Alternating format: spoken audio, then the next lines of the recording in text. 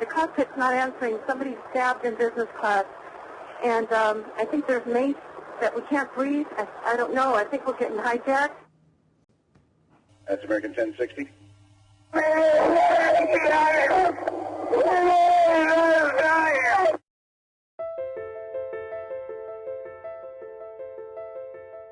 The day was September 11, 2001. What started off as a normal day soon became one of the most impactful days of the 21st century. I heard like a sort of a crashing sound, but I looked up quick enough to actually see something go in. There's another one. Another plane just hit. Right? Oh my God! Another plane has just hit. It hit another building. Oh! Oh my God! Oh my God! Meg, just hang on. No. American Airlines Flight 11 carrying 92 people on board was scheduled to fly from Boston to Los Angeles on September 11th. But the flight was hijacked by 5 Al-Qaeda terrorists mid-air. This was confirmed when the lead hijacker Mohammed Atta relayed this message to the air traffic control by accident. Nobody move. Everything will be okay. If you try to make any move, you'll injure yourself and the airplane. Just stay quiet. The flight was diverted to New York City and the hijackers crashed it into the North Tower of the World Trade Center. Overhead, and then all of a sudden I thought it sounded kind of louder. Then I looked up, and all of a sudden it smashed right dead into the center of the World Trade Center.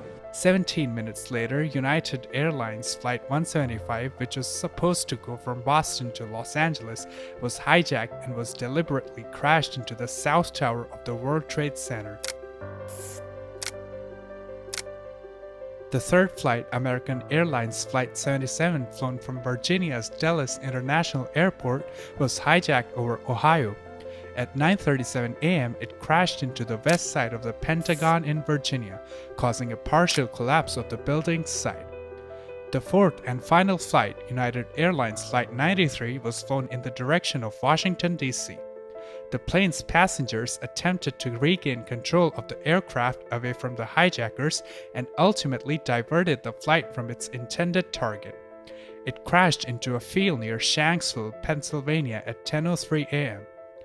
The attacks resulted in 2,996 fatalities, including 19 hijackers. The attacks caused over 25,000 injuries in addition to at least $60 billion in infrastructure and property damage. The man behind these attacks was Al-Qaeda terrorist Osama bin Laden. Most of the deaths were caused due to the collapse of the Twin Towers. Citizens of 77 different countries were among the casualties. It took more than 8 months to clean up the site of the fallen Twin Towers. These attacks shook the entire world and revealed some major loopholes in the airport security. One of the most disturbing aspects of the 9/11 attacks was that 19 Al-Qaeda hijackers were not only able to board commercial aircraft with crude weapons like knives and box cutters, but also forced their way into the cockpit. It was clear that 9/11 was both a failure of America's intelligence apparatus to identify the attackers and a failure of airport security systems to stop them. Nothing changed more quickly and dramatically in the aftermath of the terrorist attacks than commercial airline travel. So how did 9/11 change the way we fly?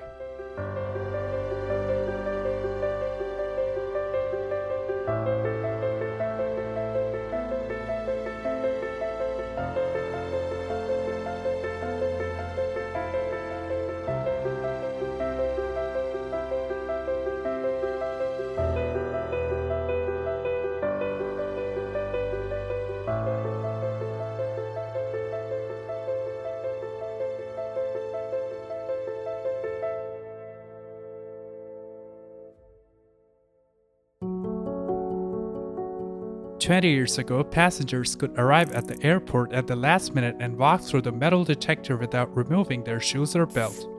They didn't even have to have a boarding pass. Before 9/11, no one checked passengers' IDs while boarding the plane, and the only item people had to remove when passing through security was the loose change from their pockets.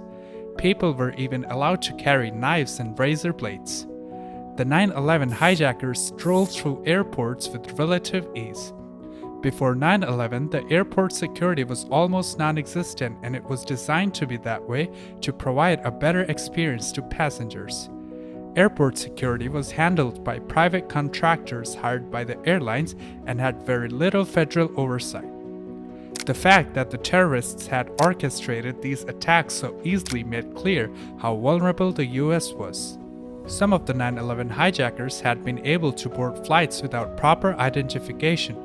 After the attacks, all adult passengers needed a valid government-issued identification in order to fly, even on domestic flights. Airports could check the ID of passengers or staff at any time to confirm that it matched the details on their boarding pass.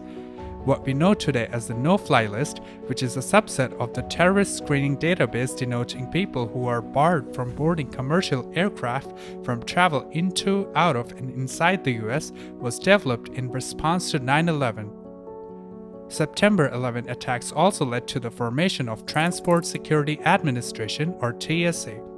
TSA has been responsible for a very thorough screening of passengers as well as luggage post 9/11. With the new streamlined enforcement by the TSA, potential weapons like blades, scissors, and knitting needles were no longer allowed on board, and airport workers were better trained to detect weapons or explosives. In August 2006, a foiled plot to detonate liquid explosives on multiple transatlantic flights led to today's restrictions on liquids, gels, and aerosols in carry-on luggage. Pre-9/11, family and friends could accompany travelers to the boarding gate and see them off as they boarded, or greet them the moment they stepped off of the plane. After the attacks, the TSA only allowed ticketed passengers beyond security. Post 9/11, Muslims faced increasingly common racial profiling and sideways glances. In 2006, an Arab human rights activist was prevented from boarding a plane at the JFK airport while wearing a t-shirt that read, "We will not be silent," in English and Arabic.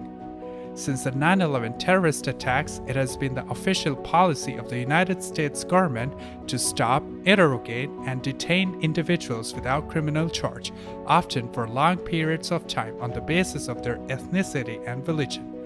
Muslim travelers are often interrogated in the airports if the federal agents suspect they might be onto something. With changes in airport security came changes in the design of the airports. Most of the airports were renovated to accommodate the new safety measures. Prior to 9/11, airports didn't have nearly as many shopping, dining, and seating options because they didn't need to.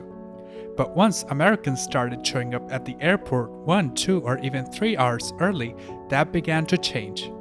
Airports have now basically become mini malls where passengers can relax and dine. Most airports now have luxury waiting lounges, with some airports even having spa.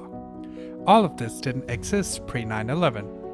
To prevent potential hijackings in the future, bulletproof and locked cockpits became standard on commercial passenger aircraft within 2 years of 9/11. The barriers, according to an FAA press release about the mandate, are intended to shelter the flight deck from intrusion and small arms fire or fragmentation devices such as grenades. Pilots also got the right to remove a passenger that they think might be a potential threat. The same directive from the FAA also tasked the airlines with improving the locks on those doors in such a way that they could only be unlocked from inside the cockpit. Flight deck doors had locks before 9/11, but members of the cabin crew generally had keys. Now the locking system is designed such that pilots can maintain total control over who comes inside. Before 9/11, the entire US had only 33 air marshals. For those of you who don't know, an air marshal is a covert law enforcement or counter-terrorist agent on board a commercial aircraft to counter aircraft hijackings. In the immediate aftermath of the attacks, the Bush administration pushed for a massive and rapid expansion of the federal air marshal program. This included the hiring, training, and activation of 600 air marshals within 1 month and thousands more in the following months and years. The continued use of air marshals on a significantly higher percentage of US flights has helped to tilt the balance of security back towards the safety of the public.